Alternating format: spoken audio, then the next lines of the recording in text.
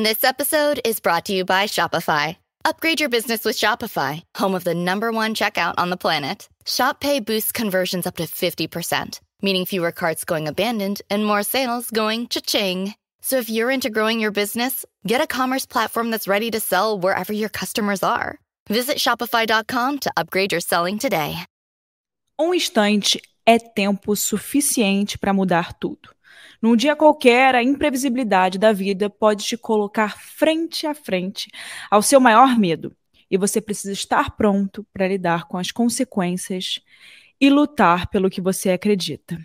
O episódio de hoje é extremamente especial.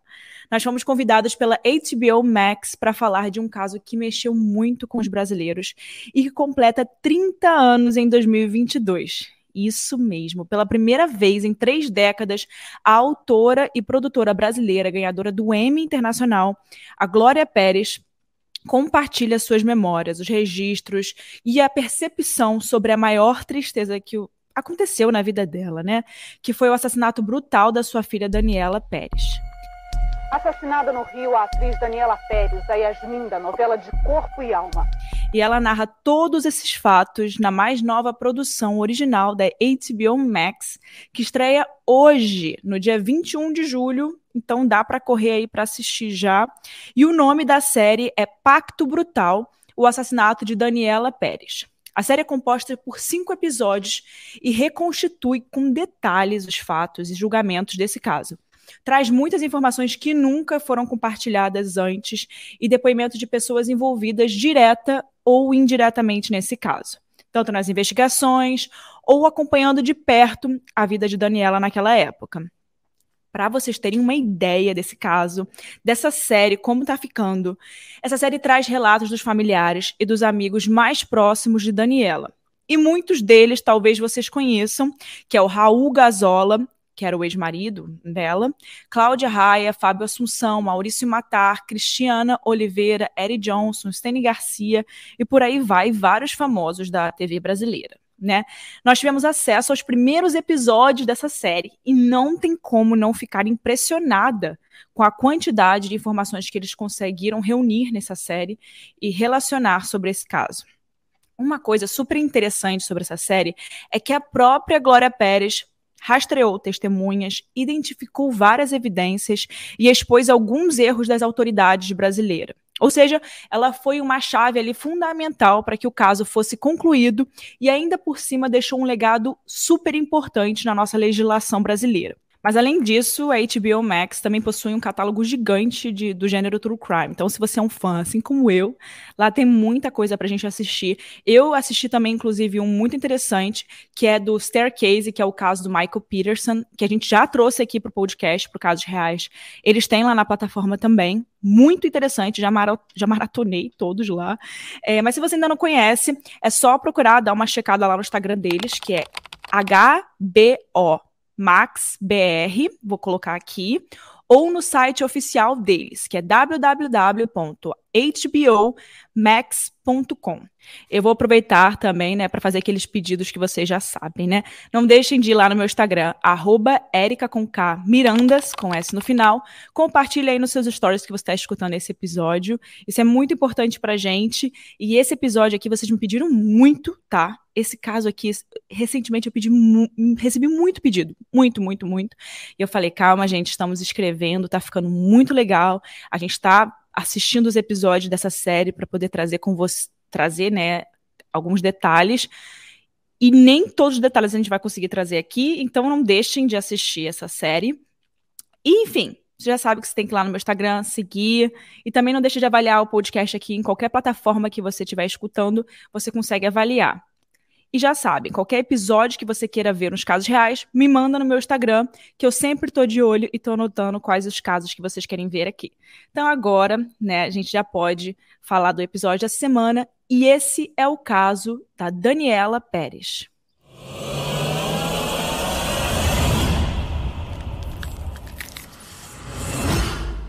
28 de dezembro de 1992.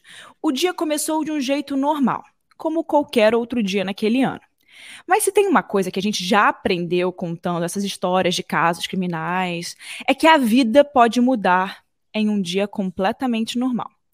A Daniela acordou naquela manhã de dezembro e foi trabalhar. Aquele dia, apesar de ser um dia comum de trabalho, era também um dia onde a Daniela finalmente ia comprar o tão sonhado carro dela. Ela estava super animada com isso. Já estava tudo certo. Ela ia trabalhar de manhã e na hora do almoço ela ia passar em casa, né, na casa da mãe, para poder pegar uma quantia de dinheiro e ir para a concessionária comprar o carro dela. E naquela época, as novelas tinham um grande impacto na vida dos brasileiros. Isso porque não existia HBO Max, streamings, Wi-Fi, redes sociais, não tinham os influenciadores. Então, o que as novelas faziam era exatamente o papel das redes sociais, né, da internet hoje em dia. Os atores eram os influencers daquela época. Então, as novelas tinham todo um enredo, mas também ajudavam a popularizar o estilo de cabelo, corte, roupa, comportamento. Então, tudo aquilo que passava na novela, as pessoas queriam trazer para elas, né? As pessoas queriam fazer igual. Então, assistir novelas influenciava o jeito, a cultura das pessoas, né? Então, imagina ser um personagem principal de uma novela do horário nobre de uma grande TV, de uma grande emissora. Os olhos eram todos voltados para você. A Daniela tinha apenas 22 anos e estava no ar em sua terceira novela, que chamava de Corpo e Alma. Essa novela passava no horário nobre da televisão, como eu falei para vocês, e apesar de ser muito jovem, uma menina de 22 anos, a Daniela era uma ótima atriz, muito talentosa e carismática. Ela era uma atriz que chamava muito a atenção das pessoas. Nessa época, inclusive, a Daniela estava começando a ser chamada como namoradinha do Brasil. Então, ela ia ganhar ainda muito mais espaço na TV brasileira. O seu marido, o ator Raul Gazola, também tinha o mesmo estilo de vida que ela. Várias gravações, compromissos, entrevistas, fotos para as revistas, imprensa. Eles eram um casal jovem que caíram, né, no gosto público, né? Eles saíam em vários jornais juntos. Eles eram aquele casal bonito de se ver. Raul e Daniela se conheceram em 1989 e naquela época ele estava gravando a novela Cananga do Japão. E a parceira de cena dele, que era a Cristiane Torlone, tinha que gravar uma dança com Carlinhos Jesus. O autor da novela, então, escolheu uma dançarina para dançar com Raul e a escolhida foi quem? Daniela, que na época ainda não era atriz. Ela era dançarina, né? Ela dançava muito bem, inclusive. E depois disso eles se conheceram e não deu jeito, né? Eles se apaixonaram. Pouco tempo depois, começaram a morar juntos. Foi tudo muito intenso e verdadeiro desde o início ali no relacionamento dos dois. E naquela manhã, né? Eles se despediram de manhã e eles sabiam que o dia seria completamente corrido, como era o costume dos dois, né? Mas que eles se encontrariam de noite para fazerem um ensaio de uma peça em que os dois estavam trabalhando juntos. Então o dia foi passando, cada um estava no seu trabalho em lugares diferentes e no final da gravação do Raul, ele resolveu passar de moto em frente ao estúdio que a Daniela estava gravando. Mas o carro que eles estavam usando e que ela estava usando naquela noite não estava mais lá. Naquela hora, o Raul pensou que talvez ela já tinha ido para casa se trocar para ir para o ensaio, né, que ia acontecer no Shopping da Gávea naquela noite. Então ele decidiu ir para casa para encontrar com ela, para os dois irem para esse ensaio juntos. Naquela época, gente, a comunicação era diferente, né? Então ele foi para casa. E quando ele chegou, não tinha nenhum sinal de Daniela. Na hora, o Raul pensou que ela poderia ter furado o pneu do carro, ou alguma coisa poderia ter acontecido no meio do caminho.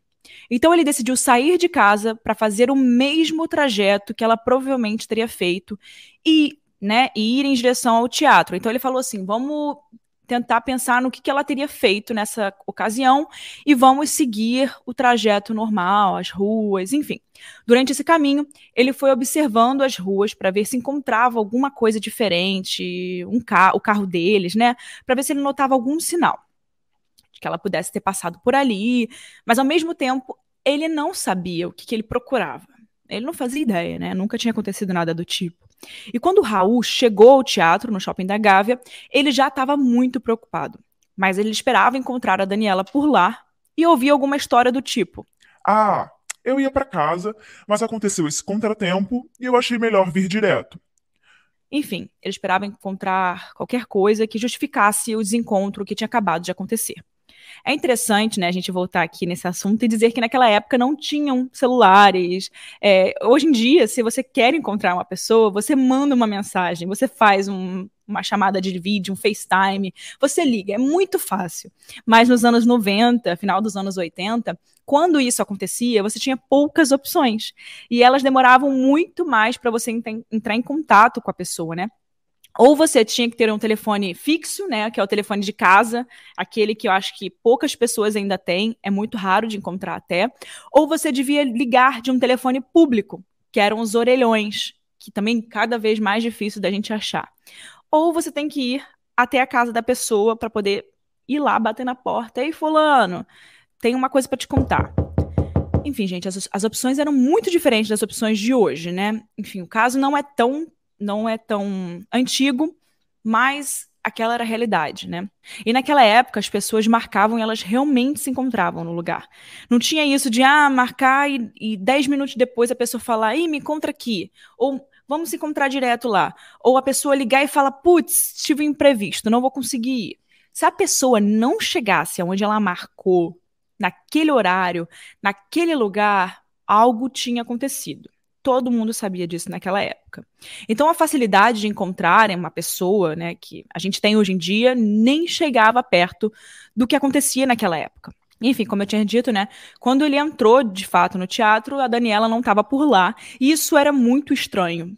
Quando ele perguntou para os colegas de trabalho, para os outros atores, ninguém tinha nenhuma notícia da Daniela, o que era muito estranho para todo mundo. Ela não era uma pessoa de fazer isso, de chegar atrasada. Ela sempre era certinha com os horários dela. Isso é muito importante a gente falar.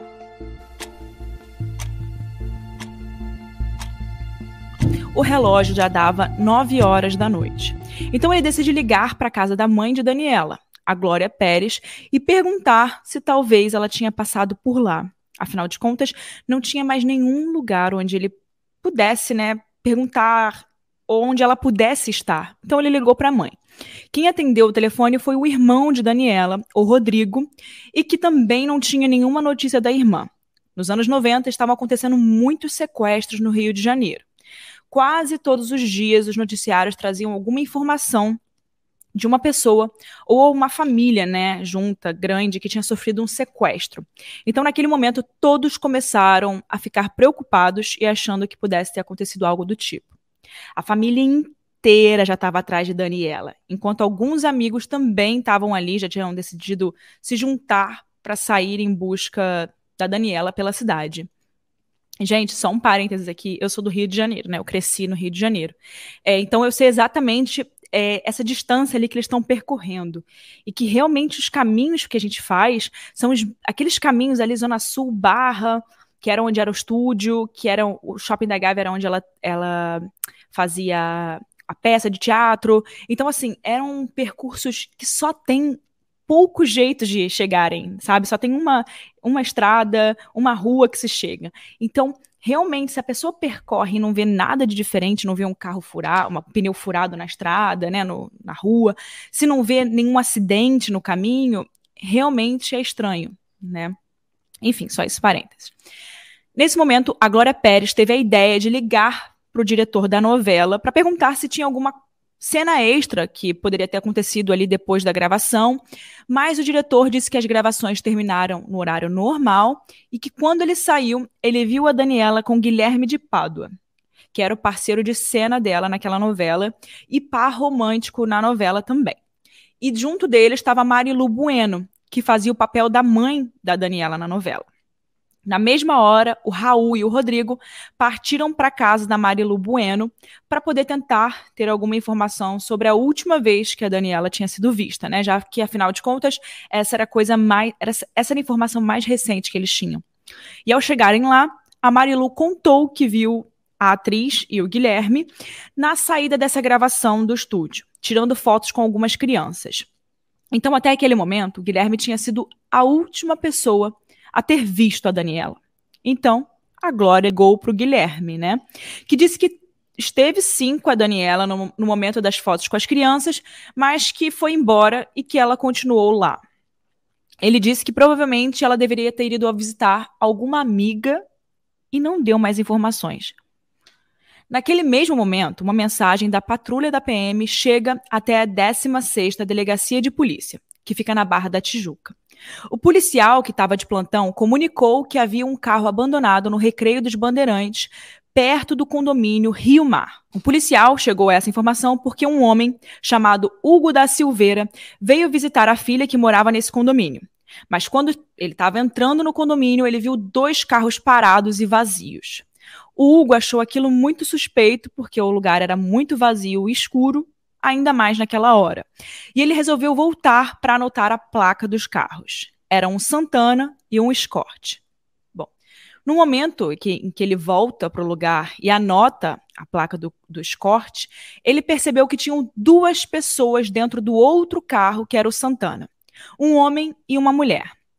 Hugo logo pensou que devia ser um casal ali que tinha se juntado ali no canto escuro para se namorar, para fazer alguma coisa escondida. Então ele não achou que fosse nada demais, mas ele achou a escolha daquele lugar muito estranha. E quando ele entrou de novo no condomínio, ele contou essa história para o síndico, que também achou um pouco suspeito. E ele resolve ir lá para dar uma olhada, né, o síndico. Afinal de contas, por que o casal ia parar num lugar tão perigoso naquela hora, né? E quando o síndico chega, ao contrário de Hugo, ele viu apenas um carro, mas não havia ninguém dentro desse carro. Ele resolveu então ligar para a polícia e o policial chegou e acionou o delegado Cidade. Mas, como ele estava sozinho, o delegado, ele resolveu aguardar o restante da polícia chegar. Gente, para vocês terem uma noção, o lugar era tão vazio, tão estranho, tão perigoso, que até o policial estava com medo. Então, assim, vocês devem imaginar como aquela área não era movimentada. Então, qualquer movimento suspeito já era estranho para todo mundo que estava habituado a passar por lá, porque aquele era um lugar perigoso. Vale falar que, hoje em dia, o Recreio dos Bandeirantes ainda é um lugar que, de noite, não é tão seguro, porque é um lugar onde não tem pessoas andando de noite, é um lugar que as coisas são afastadas. Imagina naquela época, né, no início dos anos 90, o Recreio dos Bandeirantes estava começando ainda. Então era ainda mais vazio. Então, só para dar esse parênteses para vocês. Enquanto isso, o policial resolveu entrar na mata do lado do carro para se proteger. Como eu disse para vocês, até o policial estava com medo daquela região. Afinal de contas, ele era um policial fardado sozinho no Rio de Janeiro, né, num lugar perigoso. Aquilo podia ser um chamariz para alguma coisa. E quando ele entrou na mata, sem querer, ele pisou em alguma coisa e ele acabou tropeçando. Mas quando ele olhou para o lado, no chão, era o corpo de uma pessoa. Era o corpo de Daniela. Então o Raul Gazola, marido dela, foi até a delegacia. Ele foi com a Marilu Bueno lá. E quando eles chegaram, a polícia conta que eles encontraram um corpo em um matagal e que esse corpo era o de sua mulher, né, da mulher do Raul Gazola. O Raul fica sem entender e pergunta se o carro foi encontrado depredado, algum tipo de acidente tinha acontecido com ela. Como aquilo tinha acontecido? O policial diz que não, que o carro estava intacto. Depois desse momento, todos foram até a cena do crime e viram com os próprios olhos o estado brutal em que o corpo de Daniela tinha sido encontrado. Ela estava no chão, completamente ensanguentada, e os golpes que ela sofreu foram muito intensos.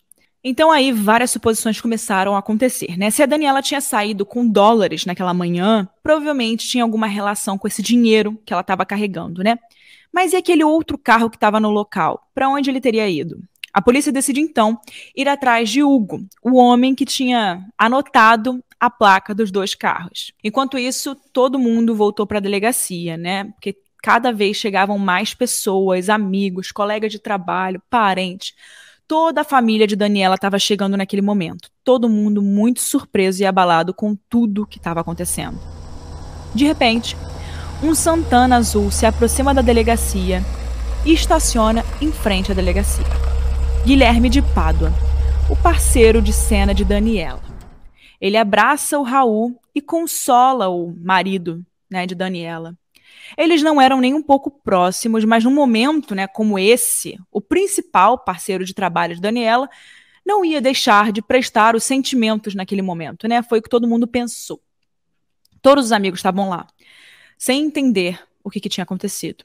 E nesse momento, Cláudia Raia questiona quem poderia ter praticado uma coisa tão brutal com uma menina tão frágil, né? Ouvindo o que a Cláudia, né, amiga de Daniela, falava, o Guilherme de Pádua tomou a palavra naquele momento e se mostrou perplexo com tudo o que estava acontecendo. E ele reforçava a necessidade de todos se protegerem, já que a cidade estava muito violenta. Nesse momento, ele levanta a manga da camisa dele e acabou, sem querer, deixando à mostra o seu braço cheio de arranhões. Por algum motivo, a Cláudia Raia ficou com essa imagem na cabeça dela e ainda comentou com outra pessoa, abre aspas, esse cara apanhou da mulher, o braço dele tá todo lanhado e é unha de mulher, fecha aspas. Enquanto a polícia estava vendo as placas do carro com as informações, né, que foram passadas pela principal testemunha, o que ninguém imaginava era que uma delas batia exatamente com a placa de um carro que estava ali, naquela delegacia, naquele momento. O carro de Guilherme de Pádua. Isso aconteceu depois de um levantamento feito pela delegacia, onde eles buscaram informações de todas as placas de carro de pessoas que estacionaram na Taikon, que era o estúdio onde a Daniela gravava junto com toda a equipe, né? A atriz Carla Daniel, em declaração constante do processo, conta que a Daniela tinha tentado fugir do cerco que Guilherme de Pádua estava fazendo, né, com ela há algum tempo. Segundo ela, 10 dias antes do crime, ela viu a Daniela entrar no carro da atriz Juliana Teixeira, pedindo para irem logo embora e que não desse carona para o Guilherme, porque ela não aguentava mais ele ficar alugando o ouvido dela o tempo todo. O assédio, a pressão, esse cerco que o Guilherme de Pádua estava fazendo com a Daniela não passou despercebido a ninguém, especialmente no dia do assassinato. E a camareira Amélia disse em depoimento ao juiz que viu o Guilherme chamando a Daniela na porta do camarim. Escutou, inclusive, a Daniela gritar para o Guilherme esquecê-la, né? Esquece ela, me esquece de uma vez por todas. E que no dia do crime, ouviu a Daniela comentando com a Marilu Bueno que o Guilherme de Pádua estava ali seguindo. Sandro Siqueira, inclusive, disse que quando ouviu a Daniela dizer que não tinha contado para a mãe ainda sobre toda essa pressão que ela estava sofrendo do Guilherme de Pádua, ele disse para ela assim, ó, você vai contar isso hoje para sua mãe. E se você não contar, amanhã eu conto. Fecha aspas. Infelizmente, não houve amanhã.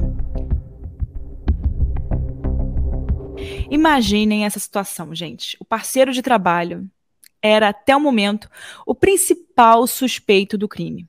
Mas era madrugada e a polícia não podia, por lei, intimar o suspeito naquele horário.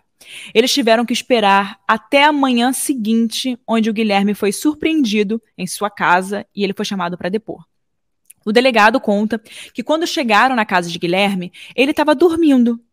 Ele não desconfiava que a polícia tinha todas essas informações da placa, enfim, ele não fazia ideia disso.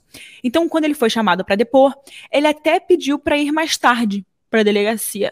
Posso ir mais tarde lá? Eu vou depois de vocês. Porque ele disse que não tinha dormido direito à noite. Mas ali mesmo aconteceu a sua voz de prisão e o Guilherme foi levado para a delegacia. O laudo do IML diz que ela teve 12 perfurações perto do coração, com golpes de punhal, onde 8 golpes atingiram diretamente o coração. O que choca muito pela brutalidade e pela crueldade do crime. Os criminosos mentiram dizendo que teriam usado uma tesoura no crime para poder se livrar da premeditação. E que essa tesoura estaria no carro para que a Paula Tomás, que era a mulher de Guilherme Pádua, abrisse sacos de leite.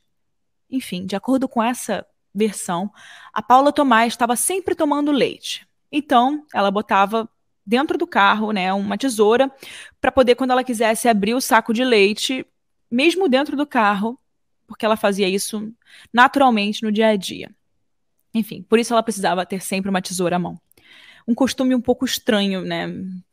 Assim, não é algo normal, né? Mas as pessoas que conviveram com ela nunca tinham visto ela tomando leite dessa forma que eles contaram.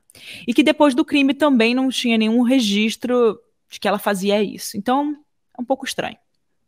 No dia do assassinato, o presidente Collor renunciou. O presidente afastado, Fernando Collor de Mello, renuncia à presidência da República. Mas só se falava do caso da Daniela. Foram mais de 2.000 pessoas ao velório de Daniela. A notícia se espalhou pelo mundo. New York Times, jornais da América Latina, todos estavam contando sobre a morte prematura e trágica da Daniela. Guilherme tinha 23 anos naquela época. Era casado e a sua mulher, que era Paula Tomás, estava grávida de 4 meses. Ele acabou admitindo o crime, mas a sua versão não fazia nenhum sentido. Ele disse que a Daniela o assediava e que demonstrava ter sentimentos por ele, que ele não correspondia a esses sentimentos. E o Guilherme disse que naquele dia a Daniela sugeriu que eles fossem até um lugar mais calmo para conversarem. Nesse caso, seria o local, segundo ele, né, seria o local onde o corpo dela foi encontrado.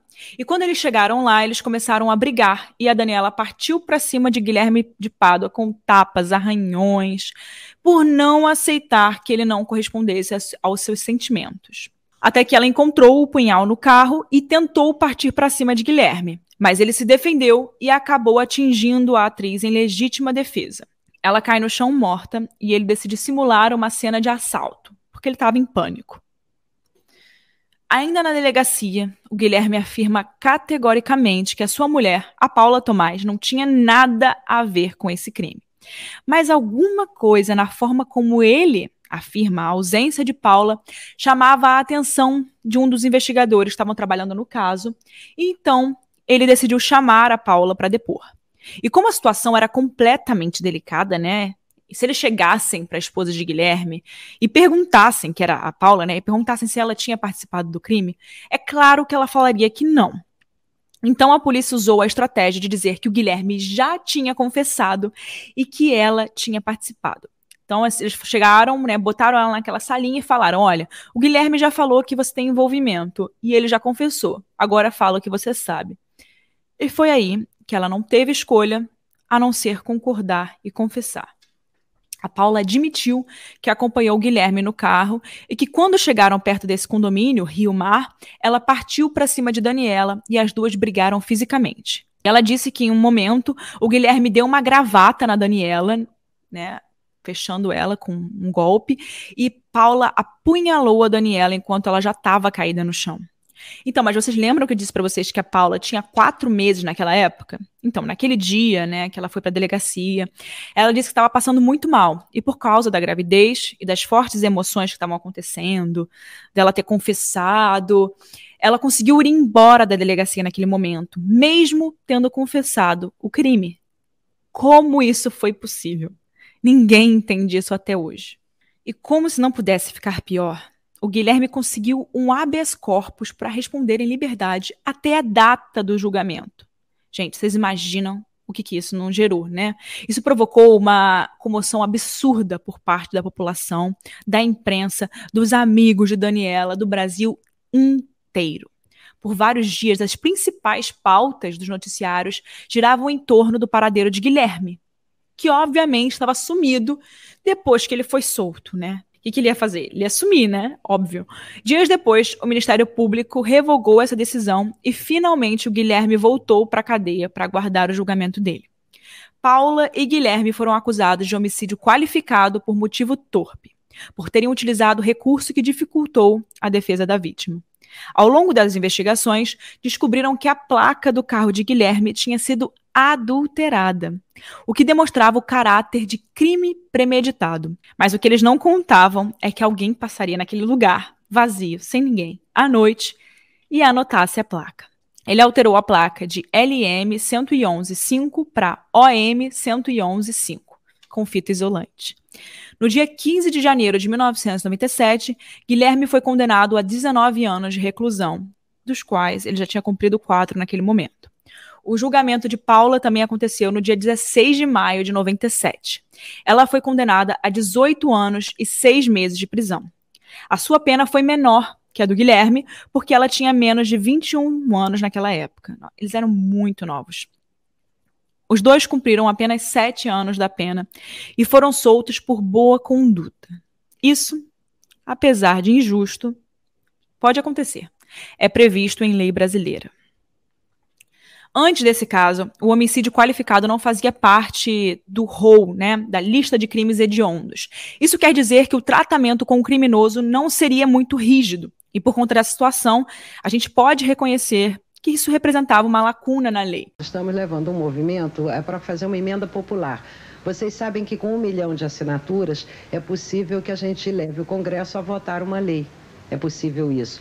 Então nós estamos tentando arrecadar esse 1 milhão de assinaturas para que a lei seja voltada e acabe-se com essa indignidade que se chama primariedade num caso desse. Porque isso é nada mais, nada menos que o direito de matar pelo menos uma vez impunemente. A lista eu assinei, o Arduino e o Paulinho também vão assinar. Então a Glória Pérez, ela liderou um movimento para incluir esse tipo de homicídio na lista de crimes hediondos. Então no ano de 1994, ela conseguiu arrecadar mais de 1 milhão de assinaturas em favor desse projeto de lei, né? Que foi elaborado e sancionado por Itamar Franco, que era o presidente do Brasil naquela época. Com isso, foi publicada a Lei 8.930/94, que passou a incluir o homicídio qualificado na lista dos crimes hediondos. Muitas coisas merecem ser observadas nesse caso, mas eu queria trazer 2 delas aqui. A primeira delas é que, na época, a polícia chegou a mencionar essa forma que talvez o crime poderia ter sido envolvido em alguma coisa ritual, né, ritualística. Alguns elementos encontrados deram suporte para essa teoria, como, por exemplo, o fato da Daniela ter sido encontrada dentro de um círculo queimado, ao pé de uma árvore. Isso, de acordo com especialistas, todo sacrifício humano acontece ao pé de uma árvore. E, além disso, o crime aconteceu numa noite de lua nova. E pelo crime ter sido realizado com um punhal, por aí vai. Tem vários fatos, gente, realmente que o crime foi encontrado. Tudo que eu falei aqui, né, do círculo queimado, ao pé de uma árvore, uma noite de lua nova, punhal, tudo isso realmente é fato, tá? Foi encontrado assim, a cena do crime era essa. E a segunda coisa que eu queria falar é sobre o machismo envolvido em toda a condução do caso. Pela condução que levaram e trouxeram esse caso, né? Eu digo isso porque desde o início a imagem de Daniela foi questionada pela mídia. Mesmo todas as pessoas próximas negando qualquer tipo de envolvimento com o Guilherme de Pádua, né? Com o assassino. As capas de revista insistiam em colocar a foto dos dois juntos, né? Ou alguma cena de beijo da novela, e usando a imagem dos personagens para poder ilustrar o falso rumor de afeto, que os dois teriam algo, de um romance que tinha entre os dois e que isso tinha ocasionado no crime. Então, fizeram uma coisa muito feia naquela época com a imagem dela. Mas vocês devem estar se perguntando onde estão essas pessoas atualmente, né? Onde estão os assassinos, as pessoas que sobraram para contar essa história, né? A gente descobriu que assim que o Guilherme de Pádua soube da produção da série da HBO Max, ele resolveu abandonar todos os perfis que ele tinha em rede social, né? Então, assim que ele soube, ele começou a tirar a presença dele pública, né? E após eles cumprirem as suas penas, o Guilherme de Pádua e a Paula Tomás se separaram. Ele se converteu, virou evangélico e até se tornou pastor. Atualmente, ele atua em uma igreja de Belo Horizonte, que é na capital de Minas Gerais, e se casou mais 2 vezes.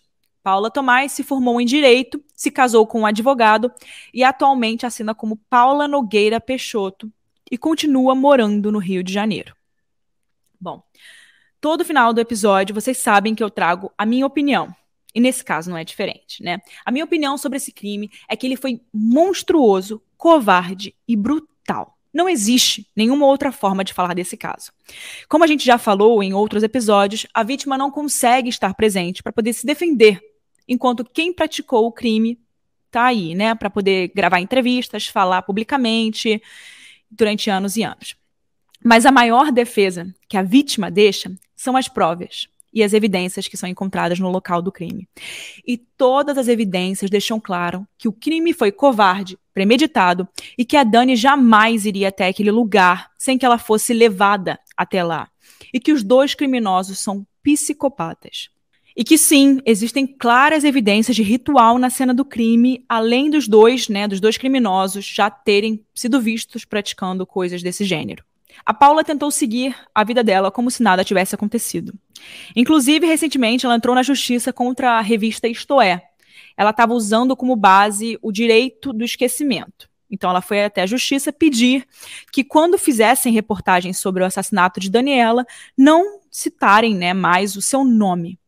Sonegar uma informação verdadeira ao leitor, telespectador, é praticamente um crime. Assassinos têm direito a serem esquecidos pela sociedade? Essa é uma questão que fica, né? Depois de cumprida a pena, os jornais, revistas, podcasts, emissoras de televisão devem perder o direito de mencioná-los? Não, senão eu nem estava aqui, né, gente? Se a pessoa cometeu um crime, mesmo que tenham passado anos, né, na cadeia, ter comido pão que o diabo amassou na cadeia, tenha se regenerado, o que ela fez não pode ser apagado de forma alguma. O professor de direito, Daniel Sarmento, disse que o direito ao esquecimento não é da imprensa, e sim da sociedade, que tem direito a conhecer a sua história sob pena de repetir os mesmos erros. O assassinato de Daniela Pérez trata-se de uma mancha que não vai desaparecer. Não há como apagá-la.